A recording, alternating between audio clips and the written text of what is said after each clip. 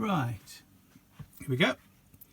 The first page, of course, the introduction page, very important.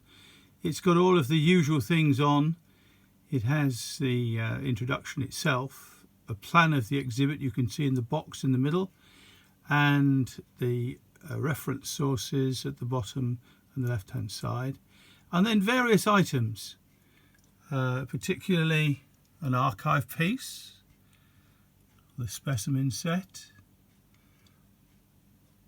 a block with a hitherto unknown variety, and a first day of issue on a famous postcard. On to the second page,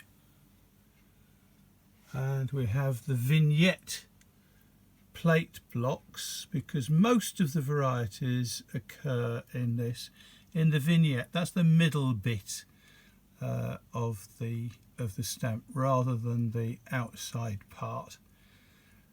So we have the 4 values, each in a plate block, showing the different plates that were used.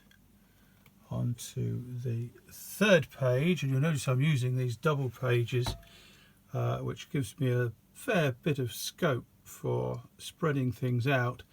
The 6-cent value with its various varieties, and you'll notice that on each of the varieties I have quite deliberately taken an enlarged photograph to show exactly what the variety is and pointed it to the particular stamp.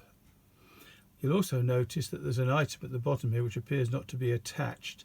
That's a block which shows 2 varieties in the bottom corner of the sheet, and it's going to go into this particular page, so that's an improvement yet to be done.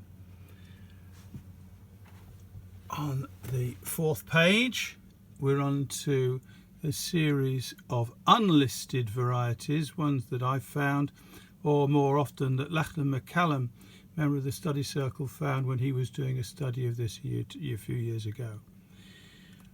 Still on the 6-cent value, onto the 9-cent value, which is quite an interesting stamp. This is the worldwide. This is the imperial rate. The 6-cent is the local rate. The 9-cent is the imperial rate, and again a spread of the different varieties on there, each with its enlargement. The 20-cent value on page 6, lovely block showing the double variety at the bottom corner of the sheet, and an enlargement to show the variety, and also the correct uses of the stamp, which is rather nice. The scarcest of the varieties, of course, is the 50-cent. This is the shilling value. It was the high value of the set, if you like, and it's the black and purple, the slate and purple one.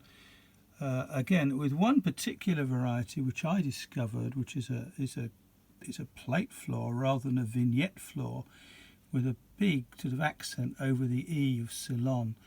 I don't believe it's a constant one, but I haven't seen enough of them to be able to tell for certain. And then some correct uses of the 50-cent. Quite a difficult stamp to find on cover, this one.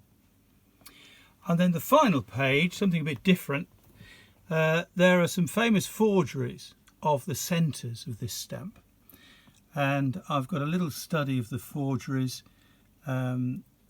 They're double centres, and you can just about, I think, make out in the picture the double centres of these, and they're again quite difficult to find. And on the bottom stamp there, I've got 2 certificates for that. One is that it's a forgery, and the other one is that it's genuine. So it is actually a forgery, but it's quite nice to have 2 certificates saying entirely different things. You'll notice again that there is a booklet here, which is with the pictures to show what the booklet is showing. When I showed this, I didn't have the really scarce booklet, which I've now managed to find, a 9-cent booklet, and that of course is going to go in that space in the bottom, which did have a cover, a mourning cover for King George V. So there you are. That's 5 minutes are up. So a one frame, and I'll go out again so that you can see as much of the frame as I can get from this angle. So very quickly through it again. There you go. One frame. Get my thumb out of the way.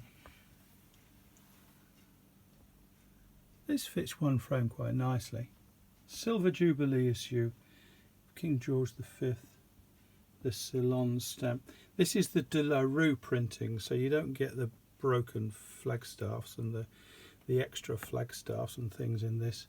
They come in one of the other printers. So, we're up to 5 minutes 40, so I better sign off, I think. There you are. That is blog number 2.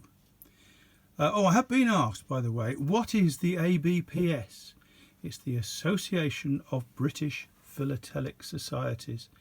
We help give aid to and support the workings of all the societies in the country, whether specialist, local, regional, or anything else. So there you are. 6 minutes now, so I'm signing off until the next one, and the next one will be one of the other frames and one of the other classes.